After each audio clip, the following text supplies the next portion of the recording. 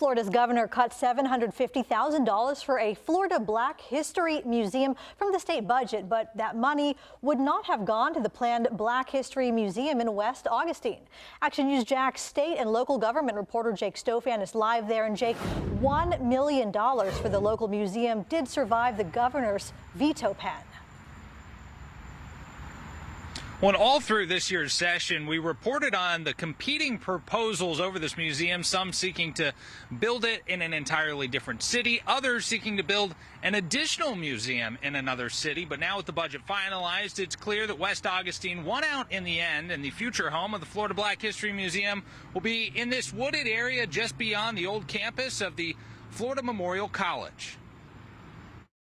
Despite efforts to undercut West Augustine's selection as the future home of the Florida Museum of Black History, the city came out victorious in this year's budget. West Augustine and St. Augustine and St. Johns County, quite frankly, all of Northeast Florida is just so rich in culture and in Black history. Back in February, we spoke with St. Johns County Commissioner Sarah Arnold about the attempt to override the decision of a state task force that selected West Augustine to house the planned museum. Several bills filed this year sought to build the museum in other cities, including Eatonville and Opelika. We expected some shenanigans, and I think that's exactly what you're seeing. The competition came down to the wire, with money for the West Augustine Museum and an Opelika Museum making it into the budget passed by the legislature.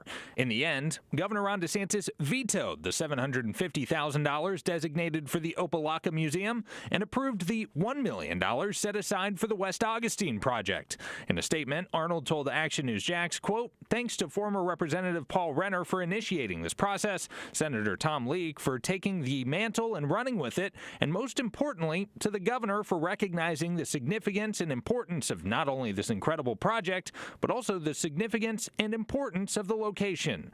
State Senator Tom Leek, who sponsored the appropriation, also thanked the governor, telling Action News Jax, quote, "The story of Florida cannot be told without telling the story of Black Floridians, and to have the strong support of state leaders along with our local community is exciting." In February, Arnold told us private dollars will also help, with commitments already made by the PGA Tour, Jaguars, Florida Blue, all the state's HBCUs, and more. I've had verbal commitments from countless partners saying that as soon as we're ready for those checks, they'll be ready. Now, in addition to the state and private dollars that are expected, Commissioner Arnold tells me more money from the state will likely be sought next year. That ask will likely be for about $5 million. Now, the question on everyone's mind, when will construction here begin? Well, that is still to be determined. For local coverage and Count On Live in West Augustine, I'm Jake Stofan, Action News Jax.